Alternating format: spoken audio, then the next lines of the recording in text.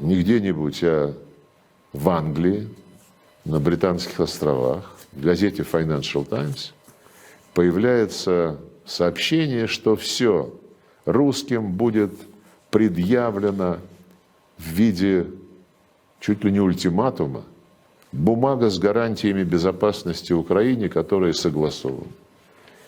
А гарантии безопасности означают, что если Россия посмеет вдруг опять на Украину напасть, или если мы, умные ребята, организуем какую-нибудь провокацию, которая под ложным флагом позволит Россию обвинить, то тут же через 24 часа мы осуждаем и даем Украине карт-бланш на продолжение войны, через 48 часов мы собираем всех желающих воевать, а через 72 часа к нам присоединяются Соединенные Штаты.